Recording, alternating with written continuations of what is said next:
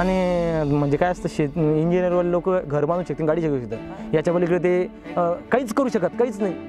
घेतील तर घेतील, फ्लॅट घेतील, लय झालंच फ्लॅट. पण आपलं सांगतो 2018च्या नंतर ती शेती तिकडे आपल्या वडिलाची देणगी एवढी तिथून तर ती नवीन ती घेतली, पूर्ण 2.5 एकर घेतली. आता लोकांची भावना काय असते माहिती आहे का, आता बरेचसे लोक कोणतंही बघा नवीन क्षेत्राला नाव ठेवणारे भरपूर असतात. आता मी ज्यावेळेस लावलं होतं, ज्यावेळेस छोट वेलं होतं, कमीत कमी मला वाटतं 1 फुटापेक्षाही कमी असेल, त्या ठिकाणी बरेचसे लोक हा कृष्णा हे काही करतो म्हणे, याला काही काम नाही.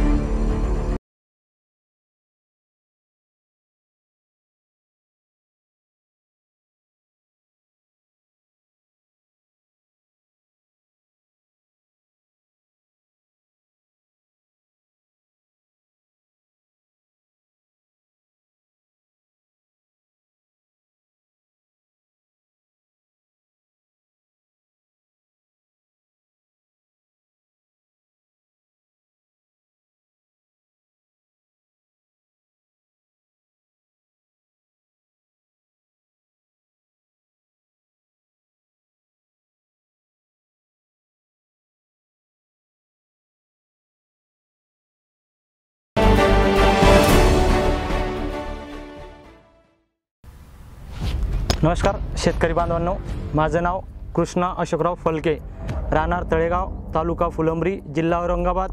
माझं शिक्षण हे BSc झालेलं आहे.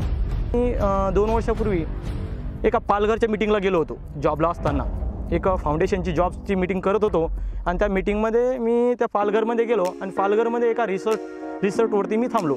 रिसॉर्टवरती थांबत असताना आणि एक बाहेर एका कुंडीमध्ये, त्या रिसॉर्टच्या कुंडीमध्ये एक झाड लावलेलं होतं. मग ते झाड मी बघितलं, आम्ही सगळ्या स्टाफनाही ते झाड बघितलं, पण त्याच्यावर त्यांनी कोणी रिसर्च किंवा त्याच्यावर कोणीच काही बोललं नाही. पण मी माझ्या मनामध्ये ते प्रश्न निर्माण राहिले की हे झाड कशाचं, हे झाड कसायचं. पूर्वी खूप सांगायचे लोक की करटुले असायचे, पण तिथंही ते करटुल्याचं झाड होतं हे पण मला माहीत नव्हतं. म्हणून मी सहज विचारलं, त्या सिक्युरिटी गार्ड होता, त्या सिक्युरिटी गार्डला एक क्वेश्चन्स केला की काका हे झाड कसायचं. त्यावेळेस त्यांनी सांगितलं की ते आमच्या साहेबांना लावलेलं आहे, ते करटुली म्हणून असं एक झाड आहे म्हणे सर ते.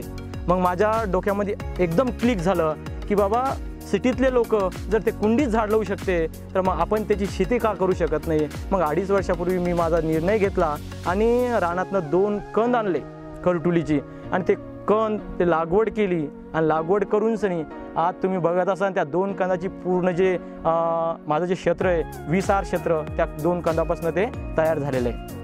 मग याच्या 2 कंदापासून काय तयार केलं आहे त्याच्यावरती खूप रिसर्च केलं, त्याच्यावरती काम केलं. काम करून सनी आज कुठंतरी माझं 1 लाखाच्या घरात मी जवळपास 2-3 लाखाच्या घरात मी त्या करटुलीच्या शेतीमुळे खेळतोय. म्हणजे माझ्याकडे आर्थिक जी पैसा आहे तो इन्कम त्या शेतीमुळे वाढला आहे. म्हणजे ॲक्च्युली शेती ही कधी बी लॉस हे म्हणजे सूत्र होत चाललं आहे, पण माझ्या शेतीने मला प्लसमध्येच नेलं, इतकं प्लसमध्ये नेलं की माझे जेवढं बॅक साईडचं जे माझ्या म्हणजे कर्ज होतं डोईवरती ते माझं हे 2019 आणि 20च्या याच्यामध्ये पूर्ण परतफेड झाली. म्हणजे याच्यानंतर जे माझं पूर्ण उत्पादन निघलं हे माझं प्लसमध्ये असेल. म्हणजेच ही शेती करटुली शेती परवडते शेती. हे पीक म्हणजेच महाराष्ट्राच्या कोणत्याही मातीमध्ये येते असं समजू नका की कोणाकडे काय असते बिना सिंचन असते, कोणाकडे सिंचनही असतं. आता या दोन्ही प्रकारामध्ये कारण की याची लागवड केली जर याला कदाचित जानेवारीपासून तर फेब्रुवारीपर्यंत जर पाणी नसलं तरी हे जगतं. म्हणजे एकदाच लागवड करायची आणि याची लागवड एकदा केली की 10 वर्षाच्या पुढे तुम्ही जोपर्यंत आपलं वावर नांगरणी करणार नाही किंवा शेती नांगरणी करणार नाही तोपर्यंत ही पीक तिथे जगू शकतं किंवा राहू शकतं.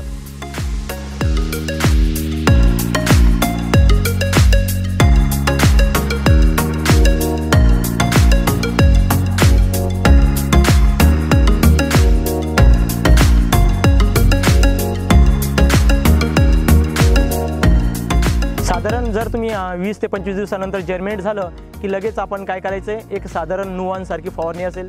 नुवान का फवारणी घेतोय तुम्ही बघत असाल, याच्यावर थोडी आळाई आणि आळाई आज प्रत्येक क्षेत्रावरती पडते म्हणून ती नुवानची फवारणी त्याच्यावरती घ्यायची आहे. त्याच्यानंतर नुवानची फवारणी झाल्यानंतर तर मायक्रोन्यूटन असेल की 19-19 असेल, 12-61 जेव्हा काळ्या फुल्या लागतील त्यावेळेस आपण देऊ शकतो.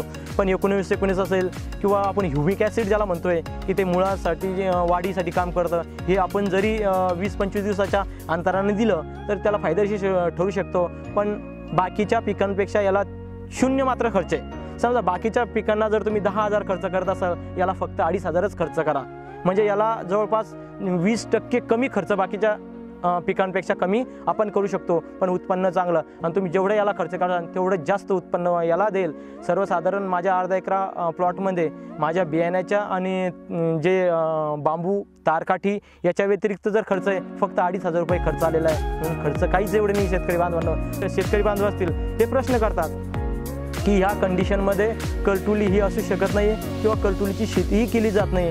तर ह्या किसान चॅनलच्या माध्यमातून मी तुम्हाला दाखवू इच्छितो त्यांच्या माध्यमातून की आपण बघत असाल त्यांच्या फोटो क्लिकमध्येही आपण बघितलं असेल ही शेती आता सध्या हयात म्हणजे आता सध्या चालू आहे आणि नोव्हेंबर एंडिंग आहे त्याचासुद्धा तो माल चालू आहे. म्हणजेच आणि प्रत्येकी जर याचं उत्पन्न घेतलं तर लावणीपासून सांगायचं झालं की आपण सुरुवात जर याची लागवड करत असाल त्याची जर बेटर लागवड ही जून जुलैमध्ये त्याची बेटर लागवड असते. पण आपण अपवाद म्हणतात ना की आपल्याच मनात जिद्द असावी, तर आपल्या मनात जर जिद्द असली आताही जरी लागवड केलं असती 100% कंटुलीची जर लागवड ही यशस्वी ठरू शकते.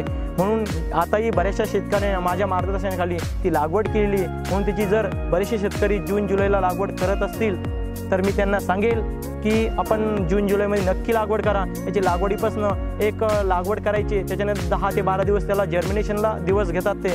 त्याच्यानंतर 10 ते 12 दिवसानंतर ते जर्मिनेट होतं आणि जर्मिनेशन झाल्यानंतर कमीत कमी 2.5 किंवा 2 महिन्याच्या अंतरावर त्याला फळं लागायला सुरुवात होती. आणि फळं लागायला सुरुवात झाली सतत 8-8 दिवसाला त्याची आपण फळाची तोडणी जरी केली तर असं 3-4 महिने तुमच्या फळाची तोडणी आपण त्या एका वेलीपासून करू शकतो. म्हणून एका जरी साधारण अर्धा एकर जरी वावर तुमच्याकडे असेल, अर्धा एकर जरी शेती तुमच्याकडे असेल तर त्या शेतीमध्ये तुम्ही 8 दिवसाला 1 क्विंटल 70 किलो 1 क्विंटल 80 किलो माल तुम्ही त्यातनं काढू शकता. म्हणजे जरी आपण जमतेम जरी भाव पकडला की मी म्हणतोय माझा जागेहून माल 120-130 न गेला, पण तुमचा जरी जागेहून जरी माल 100 न गेली तर ती शेती तुम्हाला हप्त्याला एक म्हणजेच 8 दिवसाच्या फरकाने 17,000 रुपये अर्धा एकर वावर देऊ शकतो. मी एवढं सांगेल नोकरीवाल्यालाही 8 दिवसात 17,000 भेटत नाही आहे. म्हणून आपल्याला नोकरीपेक्षा ही शेती कधीही पॉवरफुल ठरते. फक्त नियोजन आपलं व्यवस्थित असलं पाहिजे आणि करण्याची क्षमता त्यामध्ये असली पाहिजे. आणि जर पूर्ण ताकदीनं तुम्ही शेतीत जर काम केलं 100% ही शेती आज इंजिनियर असेल किंवा कोणताही एखादी जॉब असेल त्या जॉबला 100% माझी शेती भारी भरते, मलाही माझ्या मनापासून फिलिंग वाटते की नाही. आणि शेतीमध्ये मी मुक्त संचारपणे वागरतो, नाही कोणाच्या साहेबाचा ताण ना कोणाच्या मॅडमचा ताण. म्हणून ही शेती ही कधीही पूर्ण असेल. म्हणून मी ह्या युवा तरुण शेतकरी मित्रांना एवढंच आव्हान करेल, किसान क्रांती चॅनलच्या माध्यमातून एवढेच आव्हान करेल की चला एका नवीन शेतीकडे आपण वळूया. आपण पारंपरिक शेतीला फाटा देऊया, आपल्या शेतीमध्ये नवीन नवीन प्रयोग करूया. म्हणजे शेती ही अशी वाटली पाहिजे, इंजिनियर असेल किंवा डॉक्टर असेल वेगवेगळ्या लोकांना अशी वाटली पाहिजे की नाही आपलं 1 एकर तरी शेतकूट असलं पाहिजे. म्हणजे अशी भावना या तुमच्या मनामधनं जागी झाली पाहिजे. फक्त आपल्या ज्या वेगवेगळ्या समस्या ही आपण एकदा का त्या पूर्ण कंप्लीट केल्या 100% शेती आपल्याला फायदेशीर ठरते. म्हणून मी पुन्हा एकदा आपल्याला आव्हान करेल, चला या नवीन शेतीकडे वळूया.